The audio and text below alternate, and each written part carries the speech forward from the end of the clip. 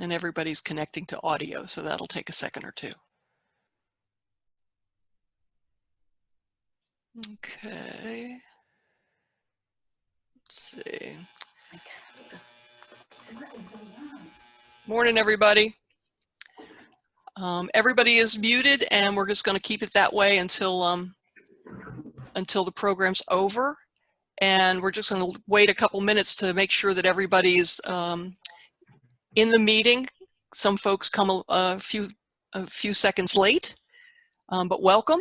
And Adrienne's here, and we're ready to get started. So we'll get started in just a second.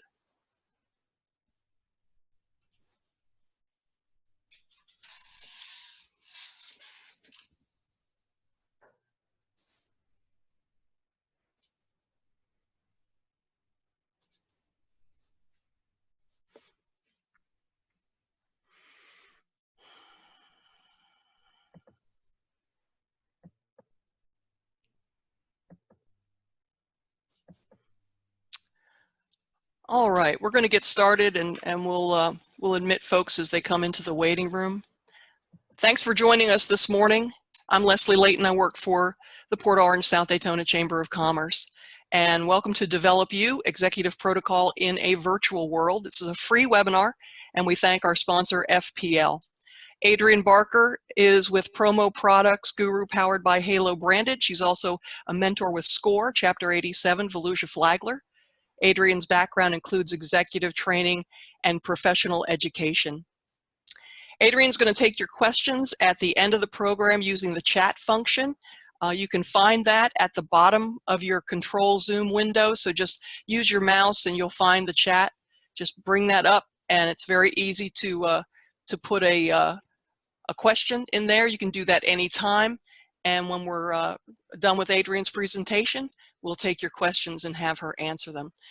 Before we get started, some programs coming up that you might want to be aware of. Develop You, Marketing to Relaunch Your Business with panelists Ken Clark, Small Pond Advertising, Carol Court of East Coast Current Magazine, Chick Munhall, the Munhall Group, and Neil McGinnis of the Chamber. So that's coming up Thursday, May 28th at 10 a.m.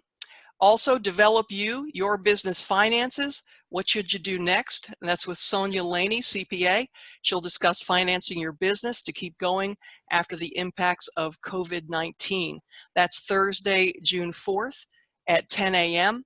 Again, thank you, sponsor FPL, for underwriting these events. You can register online at pschamber.com or through the link in tomorrow's Seabreeze e-newsletter.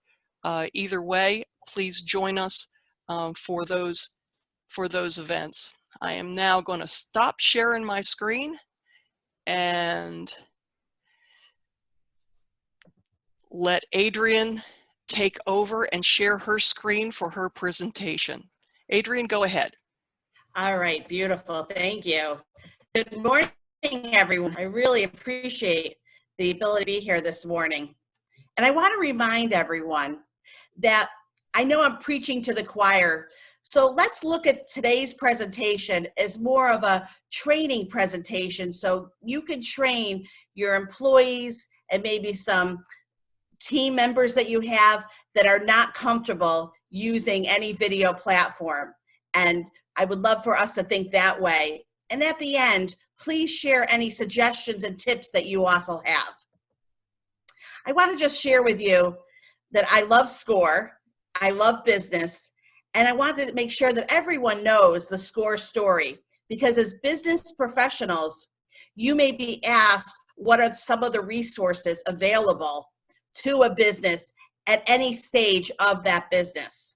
So as you can see, that SCORE was formed in 1964, and we are a resource partner of the SBA. And we provide free business advice and mentoring. And I will tell you that we need more mentors. Our office has been very busy. Many people are looking for advice right now due to COVID-19 on how to start their business, how to deal with the issues that they're having, and also even how to close their business. And we have 10,000 volunteers, so please consider being a volunteer today. Our office is right here in Volusia County, and we have a great team, and we would love to have you come aboard. Free, I love that word. Confidential business advice from expert advisors. I know many of you really are an expert advisor. Thank you so much. I love business etiquette, and the reason for it is because for years I didn't have it, I didn't understand it, I wasn't careful, I thought I was being funny. There's a little comedian inside of me always wanting to come out, so I had to be careful with that. But now it's so important for us. There's a lot of competition out there, and talking about the virtual world, what we have sometimes are just what we're showing on the video screen. And business etiquette is so important. It's part of a company's branding and the customer care, the employee engagement. So I want to make sure that we're always showing our best. And it matters. It matters. When you're in a room and you are with other professionals, you will stand out by just how you are treating others. So let's get right down and dirty into this virtual networking. Because when we look at virtual networking, some of this is really just what we would do in real life networking. If you're going to go to an event and you're planning on going, register. And what I love to see is that you have on your calendar, take a minute and share that Zoom link on your own calendar. If you're inviting someone to attend your Zoom meeting, take a minute in the invitation to put that Zoom link in there. What that does is, we all know when you're getting ready to sign on and all of a sudden you realize that Zoom link is buried in your email, how lovely is it that if you just clicked your calendar and there's the Zoom link and you can move forward. I see this often when people are late signing on because they'll say, oh, I couldn't find the Zoom link. Take a minute to double check your computer and camera. Debbie and Leslie and I got on 15 minutes early so that we can make sure that my computer, my camera's working. How is my sound? So take that minute. I know it's elementary, but we have to remember to do this. Did you know that if you sign in late, it can be harder for the host if the host is working on their own? So right now, if you're coming in late, Leslie can do it, and that's great. But if I was making the presentation and doing this myself, I would have to take a second and stop and go on. So thank you to many of you. I think there were 13 that came on early, and we really appreciate that. That helps to make the meeting smooth. Just like in real life, coming in early is very important. Make sure your sign-in detail on the computer has your full first and last name. Now, I understand by phone it's hard. So if that happens, on the chat box, note who you are. Because how many times does that happen when all of a sudden the presenter, and especially if it's a board meeting or a committee meeting where you need to be noted for the minutes, someone will say, I see 386-631-4577. Whose number is that? So it really does make sense to put in the chat, hi, it's Adrienne Barker, and I'm here. What is it with the mute button? I'm confused. How many meetings do we have where, unless the host actually mutes everyone, it becomes chaotic? And it's not just a few meetings.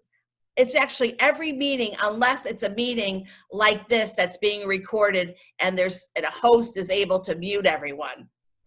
So when you're asked to announce yourself, unmute and give your name and mute again. We know that, we all do that. The problem is sometimes is that you may not, understand where that mute button is. So take a second to know that. On the other end, if you're a host, give the person a second to unmute themselves, because it does take a second to find your mute button, to click it, and to mute. Sometimes it just takes a second to hear your name and realize that you're up. So during some like fun quarantini networking events, I've noticed that, and not in this region, but I was on a quarantini call when all of a sudden, because the person wasn't quick enough, they got skipped over. So I think both sides, the host has to understand it takes a second, and the person has to, make sure they do it as fast as they can. And we all know to mute when we're not the speaker. Yeah, it is so surprising to me. So if you have any, I want to hear why people don't mute. I want to understand why, because it's so interesting to me that every single meeting, someone is not muted. I was on a call the other day, and the person introducing themselves, you couldn't hear because of the another person being muted. So just like in real life, mute. Learn how to use a video interface too before signing on. We're going to have more calls like this. And we understand that in the beginning it was hard to know, but now this is why we're teaching this today, so that you can also be the trainer and teach others. It's important to understand the video interface. By the way, what I love about the video interface is that you can see a few different ways of doing it. So you can have the Brady Bunch view, where you can see everyone in the room, and that's kind of fun, can be distracting. Or you can have it where the speaker is speaking pops up. Now, what happens when the speaker is speaking and it pops up and you're not the speaker? You're the person that didn't mute themselves. Do you know that everyone can see that? So that's another reason to mute yourself, is that you may not realize that everyone knows you're the one that has the toilet flushing in the background. So ask your questions in the chat box. Turn your video off if you have something you need to do. It's okay, life happens. You may need to step away, whatever it may be. Don't leave your camera on. Turn it off so it's not distracting. Most of the time in virtual networking, everyone has their video on. So the idea is to see everyone. What you want to do is make sure, if the host says you have a minute, just take your minute. If you have only 30 seconds, just take your 30 seconds. And I know that also sounds like, well, I do that. But the person that doesn't do that, you know what? Some people say, look, that like it's kind of selfish. I'm just going to lay it out there my candid way. It's not nice. It's not a nice representation of who you are if everyone speaks in the time frame they have and you don't do that. And I know that we all don't want to present ourselves in that way. So just really make sure you stay to that time limit. Use the chat feature to connect with other members, or to showcase your business and website and email. I think that's really important. Make sure in the chat feature that you put down your email address, your phone number, and any other information, and make sure you're sending it to everyone. So if you're not familiar with the chat feature, take a minute to really look at it, because you can send it to everyone. You can send it just directly to the host, and then the host can share the chat box later, which is nice. I've been to some meetings where everyone had the 30 seconds to speak. There was actually 50 people on the Zoom, but what the host did is allow us to actually put our information on the chat box, and then that was shared so that we can reconnect with everyone afterwards. As I said before, join a few minutes early. This is especially important during your board and committee meetings. And I know many of us are on boards and committee meetings. You really want to get early so that they know that you're there and the meeting can start on time. Just like it's embarrassing to walk into a meeting late in real life, it's really the same at a virtual meeting. And I'm just going to tell everyone, review the past minutes and agenda so that you can say yes and that you've actually had that time. And I say that to everyone because I know sometimes we get so busy, but it really is important to catch any mistakes. Again, only use video. So this is a question that I've had myself. Is everyone using video? Only half are using video? Does everyone want to see my face? I'm not looking great today. I don't want them to see my face. So I try to get a feeling for what that looks like. Later today, I'll be on a call with our Halo VP, and I know that it's fun for him to see everyone on the call. Again, if I'm taking a sip of something, or if I'm doing something I don't want everyone to see, I will turn my video off. I keep putting that mute yourself and be prepared to unmute because it's still not happening. It's important to find a quiet place to take the meeting, but not in the bathroom. And don't flush the toilet like what happened during one of the Supreme Court meetings. So find a quiet place. It may not be the best for you to be in the middle of your kitchen when people are coming in and out. I think it's really important because when you are unmuted and you're speaking, you still don't want your own family to interrupt. Always ask if the meeting will be recorded and if copies are sent. That's nice to know up front. You know what? If you are going to be late, it's okay to let the host know. That way that they'll anticipate that they're going to have someone a few minutes late. Follow all the guidelines for proper etiquette while on the meeting. It makes so much sense, but yet we don't see that. You don't want to be filing your nails. You don't want to be on your cell phone. I train myself, it sounds kind of weird, but I train myself to be focused so that I could sit in a meeting and my phone's not calling me literally, or, and I don't have this urge that I've got to check every message and I'm not looking at the other person's phone next to me. I want to be focused so that I get the most out of every meeting and I get the most out of every virtual meeting. So those are the guidelines. So if you're unfocused, people will notice that you're unfocused. They'll see that you are not paying attention. I think it's better to have your video off if you are on the computer doing other things and you're not really paying attention. Just being on the video call, definitely just turn your video off. If you don't agree with me, please put that in the suggestions in the chat room. I am a hand raiser. If you know me, you'll know I raise my hand like a 5-year-old that has to go to the bathroom because I respect other people and I don't want to interrupt. And I raise my hand so that the person that's doing the presentation knows that I'm cued to speak next. And I love that virtual networking has the feature of raising your hands. I think it's brilliant. If you have to leave the meeting, put it in the chat box, just in case someone needs you and all of a sudden is Adrienne Barker still on the call? So it's nice that some of the host could say she left the room if you're really closing out.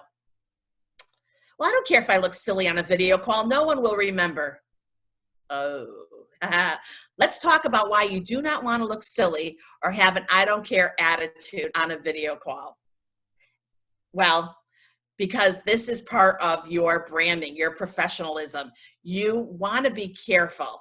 I know I tend to wave and I like putting my fingers up, my thumbs up, not my fingers up, my thumbs up. And towards the end, and if it's a silly call and if it's fun and if you're in a quarantine happy hour, that's all fine. But if you really are on a business call, mute it down. Your goal is to be remembered and outclass your competition. You never know who's looking for you. If you don't own your own business and you are looking for work, it may be your next employer watching and they may say, my gosh, she wasn't paying any attention. She was filing her nails. I'm not interested in hiring her. So using your executive protocol at all times will help define your success in business.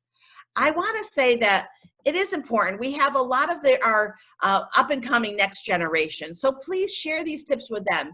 Again, I'm not preaching to the choir, but we really want to make sure that our high school students that are going to be looking for work and maybe doing their interviewing on video, that they have this information so they understand the importance of this could be the only impression that they're able to make.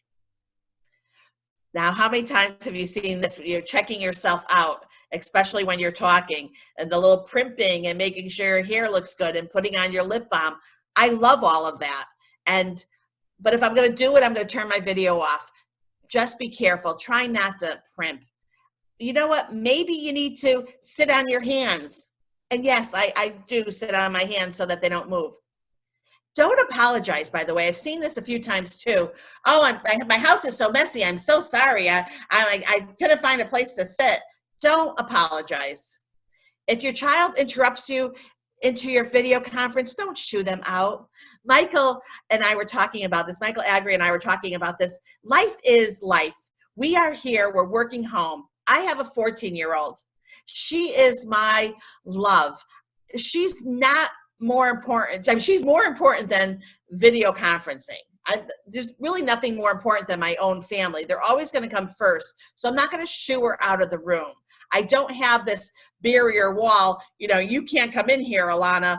If she comes in, if she needs me, she understands that I'm on a call. I can put my hands up for a second. But if it's an emergency or if it's really urgent, that's okay too. Life goes that way. So just, you know, and you can let people know in the beginning of the call that you have a 2-year-old, that you're home watching the 2-year-old and still trying to work.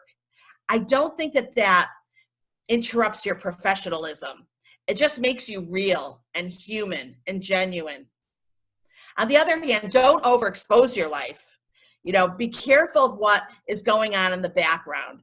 Don't all of a sudden, because you have the cutest little dog that looks like a bear, you know, put your beer on the camera so everyone could see your cute beer. Don't flip your camera around so everyone can see your house. Just be careful of what you're doing. And by the way, don't forget to say goodbye. That is, you know, even myself sometimes, it feels awkward when we're all doing the good night, Joe, good night, Joe. So, but it's okay to say goodbye. It's kind of a sweet part of it. And it's also nice in the chat box to thank the host and to say goodbye that way. Don't be wiggly. You're not in 2nd grade. So I know I could be wiggly. And also, if you use the background, I know Zoom has some of those backgrounds that you can interface with that have you on the ocean and whatever it may be, just note that you kind of can look funny. If you're moving around a lot, it's really, really distracting. So be careful of that. We want to be careful of all distractions. Sometimes too much behind you. I may be looking at, oh, I have that book. I love that book. And next thing you know, in my mind, I stop listening to you because I'm thinking about the book that you have. And don't avoid the camera either. You know what? You're going live. You're going to be on it. We're all in this situation together. So embrace, embrace, embrace. And don't play with any filters too. I love filters myself, but don't play with them when you're on a video call. And important, don't forget security. So be very careful. When we get our invitations, they're only for us. Do not allow other people to drop in. We have to be careful. Don't record on your end of it. This is really about respect. This video is being recorded. We know that. That's great. But if it's not, don't hide and video and record it yourself. Really is important. And now, Leslie, we come to the chat box for questions, and I am going to stop this so you can see. Hi, everyone.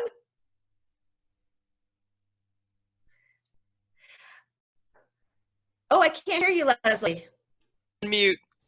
Oh. I'm not fast on the unmute button. I'm fast on the mute. I'm fast on the mute button. So I've been monitoring the chat, and we've had some very interesting comments. So any questions that you have right now, please put them in the chat box. One of the observations from Rob Ayers that I thought was interesting is to use a branded business coffee mug on your calls. Good idea?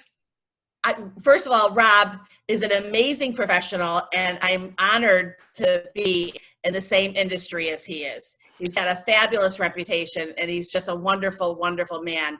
Rob is absolutely right, and that is, we both love the promotional products industry, so Rob, you're 100% right. If you could brand yourself, you know what, even if you had some kind of badge or something in the background, I think that makes sense. So brilliant.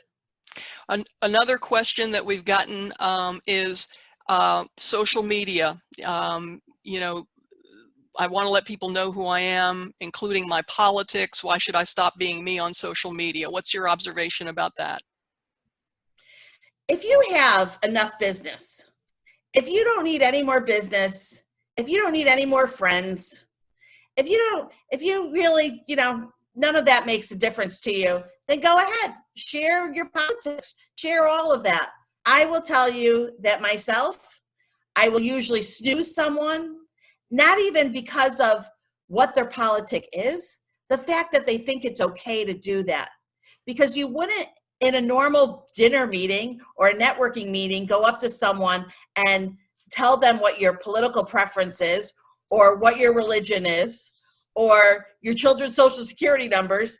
So don't do the things that you wouldn't do in real life in social media. People are watching, and they could snooze you. You may think to yourself, look at this, I've got all these friends, but they're not even knowing what you're doing. So it really, at the end of the day, not only can it hurt your business that you lose one buyer, but that person has the ability to tell other people not to buy from you. Good point. Michael Agri asks about, I know you touched on this earlier, Michael Agri asks about pets making guest appearances on camera.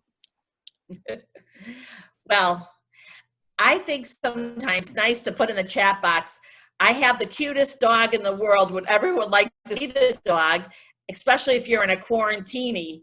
So any of these networking events, because we have to remember, board meetings and committee meetings are serious. There's no time for a dog. This is serious work. They have things that have to be accomplished. During a presentation, you don't want to distract from the host, so you don't want to do anything that you wouldn't do in real life. But if we're all having a quarantini and holding our vodka up proudly, well, in that case, then sure, why not? Show off your little beer dog. They're so cute, and people will love that. But that's the only time that I think it would be appropriate. Can you talk a little bit about lighting, headphones, some of the appearance things that maybe are not, what you're wearing, but how you're seen? So very true. And I tell people I am a protocol etiquette consultant. I do not do like image wear. So for me, it's just as difficult too. As a matter of fact, one day my husband rigged up all this crazy stuff for the lighting, and I said no. So right now I do have a lamp next to me, and I have the lighting. I'm in kind of a smaller area with just one piece of artwork, Melanie Taylor Kent, my favorite. And I'm wearing something simple. For women, it's all about distractions. That's, at the end of the day, that's what it's about. If I'm showing my cleavage, I may be distracting you. If I'm showing crazy pair of glasses, I could be distracting you. So keep it simple. Just look in real life. One of the most distracting things on a speaker are dangling earrings, high heels. So we think of all the things in real life that really could take you away from the focus of what you want to teach. And so what you want to do is, I don't think I'm like perfect right now with my lighting. Find someone or watch some YouTube videos to give you that best light. But I did see the other day someone was, you couldn't see them. So obviously if you have the sun behind you, that's not going to look great. So at least you want to be visible. Now some people go really close up. They'll get really close up, which is kind of fun too a few times. I think you want to be comfortable. So if that's not comfortable, let's everyone go real close up, which by the way, if you're making a presentation and you want to make a point, there's no other point better than see me. I'm telling you the truth. The other thing, Leslie, is where do we put our eyes? I would like to hear, could we have the suggestion? I love people, so I look at Leslie and I'm like, oh, she's so beautiful, and I want to just like look at her. I know that etiquette says look at the camera. So could we have, we don't have a poll, but everyone throw in the chat box what you do. Are you looking at the camera? Are you looking at each of the participants? Tell us what you like to do. All right, next question. Your recommendation to quiet a participant who's dominating a virtual meeting. How do you handle that? I really think that the host has to set the ground rules from the beginning. It really is important to make sure that everyone feels that we're all on a level playing field. So if someone's taking a little bit more time, because in etiquette, you don't cut someone off. You don't say, hey, you're doing that wrong. But I think many times when we look at things, when they go awry and they become chaotic, that probably it comes back to the host. It has to, because the host is responsible for the meeting. So as a host, you really want to, make sure that you are starting and presenting and doing everything correctly so that it's done on time. Cutting someone off is incredibly rude, and I would never suggest that. Reminding someone, you got 1 minute. Some people in different meetings will have a time clock. That's distracting too. You don't want someone speaking and then trying to look at their time to make sure that they're on time. So just let the host take care of it. If it happens, just remember, it's not the worst thing in the world. It's just how people will perceive you. You're going to be perceived as the video hog. Did I answer that correctly? I mean, not correctly, but did I answer the right question? I think your whole point was be gentle, right? So Rob Ayers in the chat said, and this is, I think, a really interesting tip about, camera attention. Camera has a little green light. I have clients who told me they put a Post-it note on top beside the camera to keep their attention toward the camera. Not a bad idea to kind of focus yourself up there. And like you know, you don't have to do it all the time, but if you do it, if you mix in looking at the participants and looking at the camera, that's real, right? Yeah. I like that a lot. Yep, I think that's really brilliant. I think what I'm lucky is that I'm wearing glasses and my eyes are kind of dark, so they're not so easy to see. But, someone who has maybe blue eyes that you really notice, it's going to be very important to make sure where your eyes are. So another great suggestion. Yeah. So in networking situations, the question is, if I really want someone's business, how do I let them know? What's the procedure for that direct connection when you're in a forum like this? What I like to do is I write them a private chat. The only problem with that is that they may not see the chat. Not everyone knows where the chat is.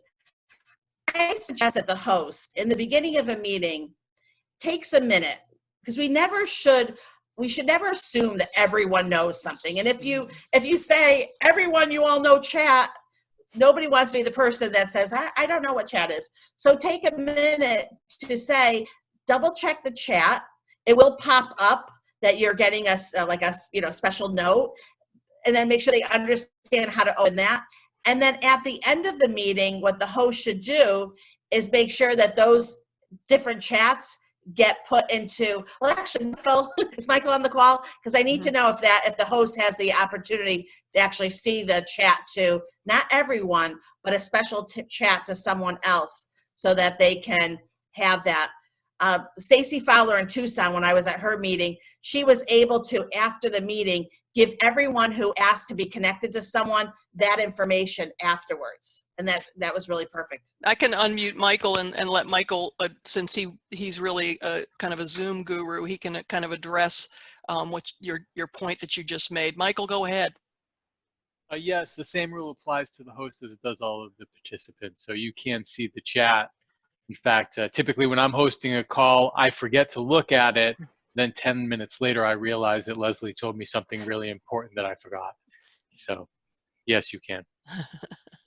So Michael, wait, so that means do not send a private message saying the host doesn't know what they're doing, or, the host looks funny today. So now that we all know that, it's important to make sure that, don't be critical, because that's another thing too. Part of etiquette is making sure that we're not critical with each other. But thank you, Michael. That is really, how many of us really knew that? Because I didn't know that. All right. So one of the things that you and I talked about in preparing for this, and that we discussed, was how Zoom and these meeting forums online are being used for things even like court. And I shared with you what had happened in the Miami area with a judge who actually wrote a letter, an open letter to the attorneys that had been appearing via Zoom in his court for hearings, and what he had seen and what he was admonishing the lawyers for. You want to talk a little bit about your takeaways from that letter? So when I read this, and the judge, I would hope that, what my only thought is that it was in the beginning that someone didn't realize what they were doing. Because would you ever, as an attorney, take a phone call while you're still in bed? Would you ever take a phone call without your shirt on, male? Without your shirt on? Mm-hmm. Crazy, right? No. Would you ever take a call when you look all disheveled or in your bathing suit by the pool? So when I read this, I thought to myself, maybe they thought that the camera's just on their face and didn't realize that it's hitting everyone else. It's important to know your laptop, your desktop, your computer, your iPad, I don't care what it is, know what you're using for your platform and how much of your screen is. So, I mean, it's so silly to read, but you could even hear the tone in this letter was pretty much disgust by the judge. He was really kind of like, don't do that again. And then we talk about the Supreme Court and one of the meetings that they had, someone flushed the toilet and they were able to figure out who it is because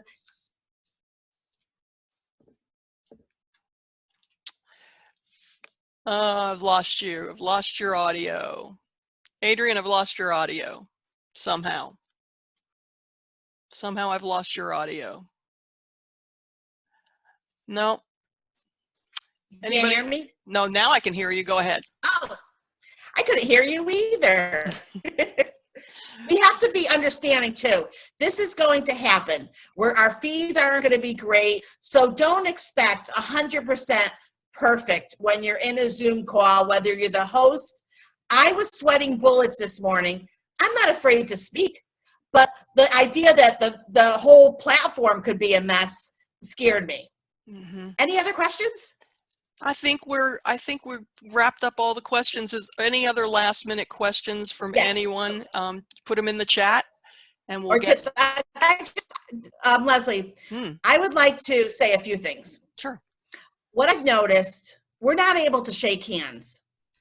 Don't reach for someone to shake a hand or hug in this day and age unless they say, hug me. Otherwise, don't do it. What you could do is put your hand over heart. But one of the most important things that you could do is to stand up. If you are sitting down and you are approached, there's no excuse not to stand up unless, of course, you're unable to or you're stuck in a corner. But standing up is the number-one way to show respect. And so it really, I see too many people aren't doing it. Mm-hmm. And I like to say, we're gonna be 6 feet away from each other. It's gonna be a different atmosphere. How do you stand out? Now, Rob and I sell a wonderful line of antimicrobial products. You may want to consider when you're handing out. Someone may not want to take your business card. Someone may not want to take something that you're giving them for the name. So, the idea of how you remember yourself is really important, so that you'll remember yourself, how someone's going to remember you. So be thoughtful with everything that you're going to do. Now's the time to send a thank you card. Thank you, Michael. He's great about cards. Take the card, send a note, send an email, do a reminder, follow up. All of that is going to help you set yourself aside. Do not run up to someone and hug them or do a handshake. It will make you look like you have no empathy and you're not caring. Thank you, everyone, for all your comments. I love that. This is beautiful. One more thing from Rob that I think is an interesting way when now we're talking about branding and setting yourself apart. He said Zoom virtual backgrounds are easy to make. If your company has social media headers or backgrounds, those can be tweaked to make a branded background. And Rob says his is actually a Twitter background. So great ideas all the way around. If there aren't any more questions, I think we're going to wrap it up. Adrienne, thank you so much. Thank you so much. This is fun. Thank you. And thank you, everyone. And thank you again to our sponsor, FP&L. And for those of you that came in late, let me just run through what's coming up, which is Develop You, Marketing to Relaunch Your Business with Ken Clark of Small Pond Advertising, Carol Court of East Coast Current, Chick Munhall, the Munhall Group, Neil McGinnis of the Chamber. That's Thursday, May 28th at 10 a.m. Develop You, Your Business Finances, What Should You Do Next? That's Sonia Laney, CPA. She's going to discuss financing your business to keep going after the impacts of COVID-19. That's Thursday, June 4th, 10 a.m. Again, all sponsored by FP&L. You can easily register through the Seabreeze that comes out tomorrow because of Memorial Day, or online at pschamber.com. So thanks, everyone. Have a great day. And Adrienne, again, thanks for being here. Thank Bye-bye. you for the opportunity. Bye, everyone. Thank you.